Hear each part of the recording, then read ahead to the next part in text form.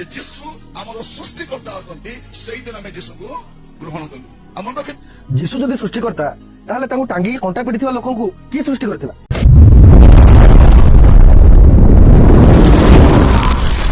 समस्त को praise Lord shalom everyone आपण समस्त को जेपी ओडिया चैनल रे स्वागत करे। ए वीडियो को मध्य आपण माने शेष पर्यंत देखंतु। ए वीडियो रे मध्य जणे गोबरा अंधभक्त को माने जवाब देबा जे कि प्रभुंकर प्रचार को मध्य आज दिन मानक मध्य रे सही पारो नाही आ यीशु को नै अनेक अपमान करी गणमाध्यम रे बकवास करू अछि। तबे आसंतु से कोन कहू अछि तार गोटे गोटे करिके माने जवाब देबा। प्रथमे मु चाहिबे आपण माने ए वीडियो को देखंतु तापरे आगुका माने आलोचना करिबा। जे ଯୀଶୁ ଆମର ସୃଷ୍ଟିକର୍ତ୍ତା ଅଟନ୍ତି ସେଇଦିନ ଆମେ ଯୀଶୁଙ୍କୁ ଗ୍ରହଣ କଲୁ। ଆମ ପାଖେ ଯୀଶୁ ଯଦି ସୃଷ୍ଟିକର୍ତ୍ତା ତାହେଲେ ତାଙ୍କୁ ଟାଙ୍ଗିକି କଣ୍ଟା ପିଟିଥିବା ଲୋକଙ୍କୁ କିଏ ସୃଷ୍ଟି କରିଥିଲା? प्रश्न बढ़िया करिसंती उत्तर देबा तापरे तांकु को ओलटा प्रश्न पचारिबा। यीशु जदि प्रभु सृष्टिकर्ता तबे तांकु जे मारिला तांकु के सृष्टि कला? एमाने यीशुकर माड़ खाइबा यीशु को कंटा मरा जीवा एहा को माने नॉर्मली भाबी नियंती जे एमिति ही अचानक आसिले यीशु को मारि देले। सेमिति किछि नुहे। जे समग्र पृथ्वी को सृष्टि कले से परमेश्वर मनुष्य जगत रे जेतेबेले पाप बढ़िला सेतेबेले ए धरा पृष्ठ को आसिले। आउ से आसीबा पूर्वे भविष्यवाणी करा गला समग्र पापी मानकु परित्राण देया पई यीशु आसीबे आउ कालवरी क्रूस रे से निज जीवन को देबे। आउ यीशु ख्रीष्ट को मारिबा पई जन्मरु चेष्टा करा जाय अछि किंतु पितांकर इच्छा जे पर्यंत पूरा हे नै से पर्यंत यीशु को केही सिंगल छुई पारले नाही। यीशुकर समय आसीबा मात्रे यीशु निज जीवन को समर्पित करूछंती आउ तांको को आघात करा जाउछि। लोक माने तांको प्रहार करूछंती आउ कंटा तांको को मारी तांको को क्रूस रे झुलै देले। आउ यीशु को जदी कंटा मारिबा लोक यीशु जदि सृष्टि करता तबे तांको कंटा मारी की कंटा मारुथुवा लोक किए? हेले मु आपन को कहया पई चाहिबे यीशु समस्त को सृष्टि कले आउ सेमान को मध्य क्षमा कले जे माने तांको कंटा मारिले। काहे कहले यीशुकर कंटा मारी की मृत्यु हेबा एहा बाइबल रो भविष्यवाणी को दर्शाए आउ ताहा यीशु ख्रीष्ट पूरा कले। आउ एतिकी नुहे से तृतीय दिवस रे पुनर्जीवित हेले। एबे आपण एही प्रश्न रो क्लियर हे पारिछंती कि नाही निश्चिंत कमेंट रे जणैबे। सारा पृथ्वी रो सृष्टिकर्ता एही जगत रे आसिले आ मनुष्य मानक द्वारा ही से मरि गले। जदि से निजे कंटारे मरा हे थांता जदि निजे ही से थांता लोक माने आत्महत्या कले बोली कहि थांता। तेणु भविष्यवाणी रो वाक्य जेमिति सफल हुए सेति पई यीशु निजरो सृष्टि करिथिया लोक मानक द्वारा ही से कंटारे आघात सहिले। तेणु करी यीशु सेमानकु मध्य पितांको निकट रे प्रार्थना कले जे पिता एमाने कोन करूछंती ता जानते नाही एमानकु क्षमा करो। प्रभु यीशु सेमानकु क्षमा करिके से गले। आउ मु आपण समस्तंकु गोटे विषय कहिबी। आज यीशु ख्रीष्ट क्रूस रे मरिले बोली समस्त जानि छंती तेणु करी से माने मजाक उडुछंती। किंतु गोटे कथा कहिबी हिंदू धर्म रे मध्य कृष्ण को सृष्टिकर्ता बोली मानंती। आउ से कृष्ण को जणे शिकारी तीर मारिले पादरे जेतेबेले कृष्ण को तीर लागिला से कृष्ण मरी गले। सेम प्रश्न एई भाई को आपण हिंदू जदि आपण दुख करंतु नाही एमाने यीशु को प्रश्न करे सकासे स्पेशल एई भाई को मु पचारु अछि। तेबे तो मतरे जदि कृष्ण सृष्टिकर्ता तेबे कृष्ण को जे तीर मारिला से के? ओके तबे आसंतु आगु कोन कहउछंती ता देखिबा। ये सृष्टि तैयारी होबा पछरे यीशुଙ୍କର हाथ अछि ताले से समस्त को क्रिश्चियन करी जन्म करथांते। यीशु जदि ए जगत को सृष्टि कले किबा यीशु ए जगत रो सृष्टि करिबारे जदि तांकर हाथ अछि तबे समस्त को क्रिश्चियन करिके जन्म देलेनी काहे कि बोली पचारुछंती। हेले मु गोटे भाई को सेम प्रश्न पचारिबी जदि हनुमान ए जगत को सृष्टि कले तबे तांको परि चेहरा मांकड़ मानक परि सृष्टि कलेनी काहे कि? जदि कृष्ण जगत को सृष्टि कले समस्त को कड़ा कला करिके जन्म कलेनी काहे कि? जदि आ गोटे विषय शिव जदि ए जगत को सृष्टि कले तबे समस्त को बाघ छाल पिंदे आउ गलारे गोटे साप धरैकी बोलौ नाहंती काहे कि? जदि जगन्नाथ ए जगत को सृष्टि कले हेले समस्तंकर तीनोटी मुंड हेला नाही काहे कि? एही प्रकार प्रश्नर उत्तर ए भाई ही दे पारिबो।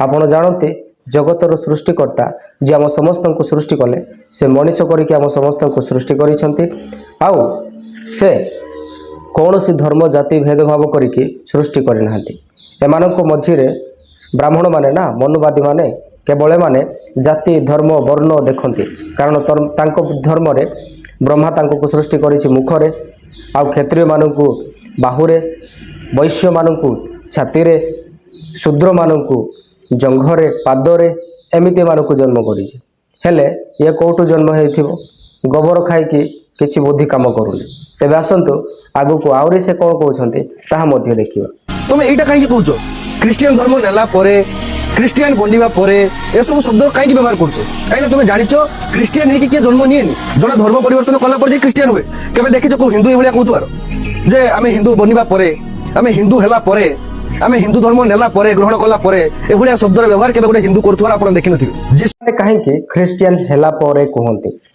लोक माने काहे कि कहंती नाही हिंदू हेला परे ए विषय को मु आपण को बुझेबी क्रिश्चियन हेबा माने चर्च जीवा नुहे क्रिश्चियन हेबा माने यीशु को विश्वास करबा नुहे क्रिश्चियन हेबा माने माने क्रिश्चियन घरे जन्म नेबा नुहे क्रिश्चियन हेबा माने यीशु को वाक्य अनुसार चलवा को क्रिश्चियन कहा जाए कहीं जदि क्रिश्चियन हुए तेबे से यीशु को वाक्य को अनुसरण करे ताहा को क्रिश्चियन कहा जाए आ से क्रिश्चियन हेला परे यीशु को आज्ञा पालन कला परे ता जीवन रे से यीशु को गुण प्रकाश हुए आत्मा रे से भरी जाए आत्मा फल ताहां जीवन को आसे प्रेम आनंद शांति यह परिपूर्ण हुए तेणुक लोक मैंने कहते जे क्रिश्चियन हेला परे तापर आ गोटे कहते लोक मैंने कहीं कहती ना हिंदू हेला परे भाईरे हिंदू गोटे धर्म ही ना यह मु कहूना पर मते कहब जे हिंदू धर्म ना बोली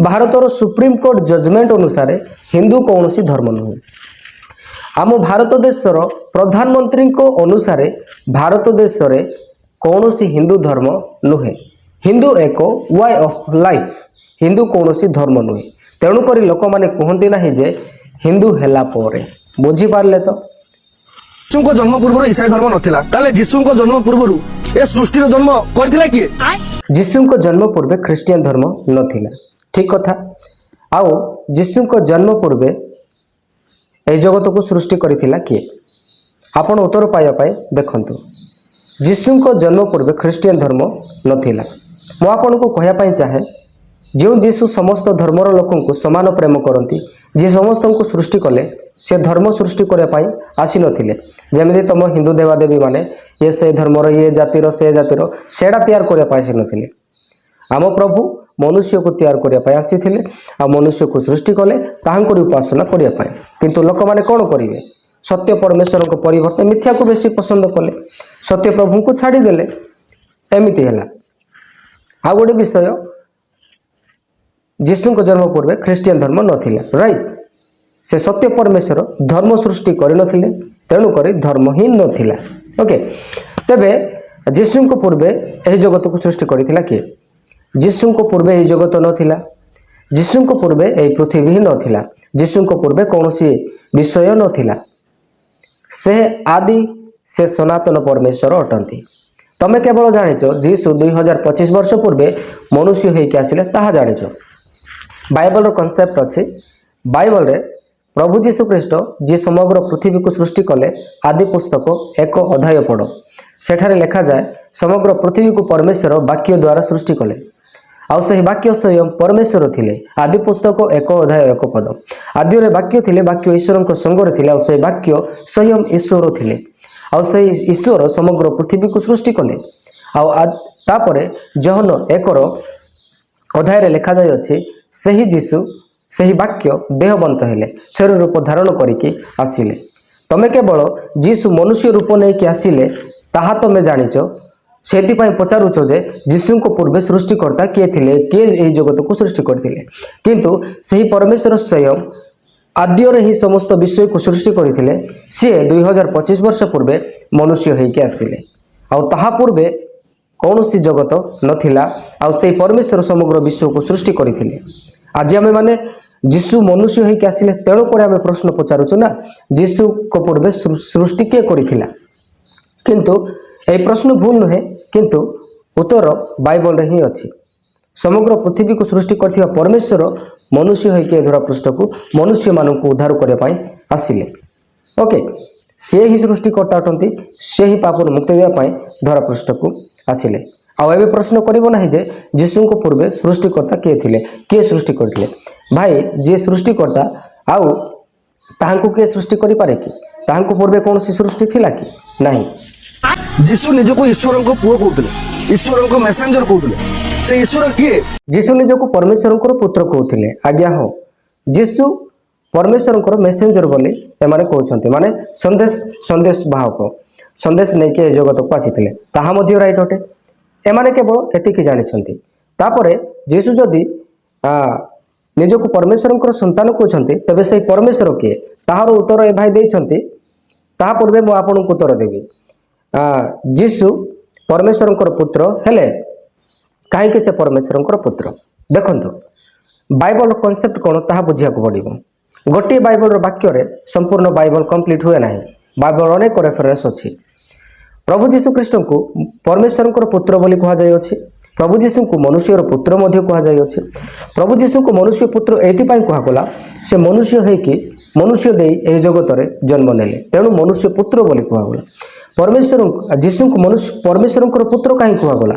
କାରଣ ସେ ଏହି ଜଗତରେ ପବିତ୍ର ଆତ୍ମାଙ୍କ ଦ୍ୱାରା ଗର୍ଭବତୀ ହେଇକି, ପବିତ୍ର ଆତ୍ମାଙ୍କ ଦ୍ୱାରା ମାନେ ମରିୟମଙ୍କ ଗର୍ଭରେ ଆସି ସେ ଜନ୍ମ ନେଲେ। ବୁଝିପାରୁଛନ୍ତି? ତେଣୁକରି ତାହାଙ୍କୁ ପରମେଶ୍ୱରଙ୍କର ପୁତ୍ର କୁହାଯାଏ। ସେ ଶାରୀରିକ ସମ୍ପର୍କ ରଖି କୌଣସି ଭାବରେ ମରିୟମ ତାହାଙ୍କୁ ଜନ୍ମ କରିନାହାନ୍ତି। ତେଣୁକରି ତାଙ୍କୁ ଫିଜିକାଲ ସନ୍ ବୋଲି କୁହାଯାଏ ନାହିଁ। ତେଣୁ ତାଙ୍କୁ ପରମେଶ୍ୱରଙ୍କର ପୁତ୍ର କୁହାଯାଇଅଛି। ହେଲେ ଏହି ଦୁଇଟି ବିଷୟକୁ ଆପଣ କ୍ଲିୟର ହେଲେ। ତେବେ ଯୀଶୁ ଯଦି ପରମେଶ୍ୱରଙ୍କର ପୁତ୍ର ହେଲେ ପରମେଶ୍ୱର କିଏ? ବାଇବଲ ଆମେ ଦେଖିବାକୁ ପାଉଛୁ, ଜହନ ପୁସ୍ତକ ଆମେ ଯେତେବେଳେ ପଢୁଛୁ, ଜହନ ଡାଇରେକ୍ଟ ଷ୍ଟେଟମେଣ୍ଟ ଦେଉଛନ୍ତି ଯେ ମୁଁ ଓ ପିତା ଏକ। ଯୀଶୁ ଡାଇରେକ୍ଟ କହୁଛନ୍ତି ମୁଁ ଆଉ ପିତା ଜଣେ।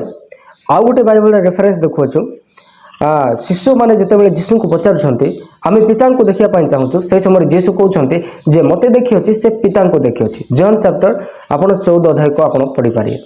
ଇଭେନ୍ ଯୀଶୁଖ୍ରୀଷ୍ଟ ଅନେକ ସମୟରେ ମାନେ ନିଜକୁ ପିତା ହେବାର କଥା କୁହନ୍ତି, କାରଣ ସେ ହିଁ ସ୍ୱୟଂ ପରମେଶ୍ୱର ଯିଏ ମନୁଷ୍ୟ ହେଇକି ଆସିଲେ, ତେଣୁ ସେ ମନୁଷ୍ୟ ଭାବରେ ପିତା ବୋଲି ସେ ସମ୍ବୋଧନ କରୁଥିଲେ। ତେଣୁକରି ଆମେମାନେ ସେଇ ପିତାଙ୍କୁ, ସେ ପ୍ରଭୁ ଯୀଶୁ ପିତା ପୁତ୍ର ପବିତ୍ର ଆତ୍ମା, ଯାହାକୁ ଆମେ ଟ୍ରିନିଟିରେ ଆମେ ସ୍ପଷ୍ଟ ଭାବରେ ବୁଝିପାରିବା। ଏହା ଅଲଗା ଟପିକ୍ ହେବ। ତେଣୁକରି ମୁଁ ସରଳ ଭାବରେ ବୁଝିବା ପାଇଁ ଆପଣଙ୍କୁ କହିଲି। ହେଲେ ଏହି ଅଜ୍ଞାନୀ ଜଣକ କ'ଣ କହିଲେ?